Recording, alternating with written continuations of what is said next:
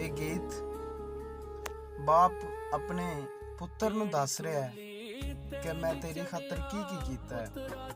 ਜੋ ਮੈਂ ਨਹੀਂ ਬਣ ਸਕਿਆ, ਮੈਂ ਚਾਹਨਾ ਕਿ ਉਹ ਤੂੰ ਬਣੇ।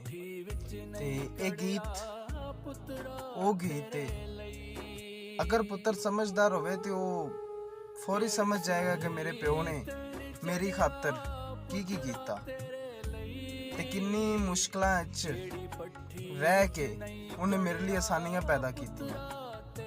ਇਹ ਇੱਕ ਬਾਪ ਹੀ ਜਾਣ ਸਕਦਾ ਹੈ, ਜਾਂ ਉਹ ਬੇਟਾ ਉਦੋਂ ਸਮਝੇਗਾ ਜਦੋਂ ਉਹ ਬਾਪ ਬਣੇਗਾ। ਉਹਨਾਂ ਤੇ ਉਹੀ ਟਾਈਮ ਆਵੇਗਾ, ਫਿਰ ਉਹਨੂੰ ਪਤਾ ਲੱਗੇਗਾ ਕਿ ਬਾਪ ਨੇ ਸਾਨੂੰ ਕਿੰਨੀ ਮੁਸ਼ਕਲਾਂ ਨਾਲ ਪਾਲਿਆ, ਪੜ੍ਹਾਇਆ ਤੇ ਪਰਵਰਿਸ਼ ਕੀਤੀ। ਇਹ ਇੱਕ ਬਾਪ ਸਮਝ ਸਕਦਾ ਹੈ। ਤੇ ਚੱਲਨੇ ਆ ਇਸ ਵਿਰਕ ਸਾਹਿਬ ਦੇ ਗੀਤ ਹਲੇ, ਜਿਹੜਾ ਕਿ ਬਹੁਤ ਖੂਬਸੂਰਤ ਗਾਇਆ।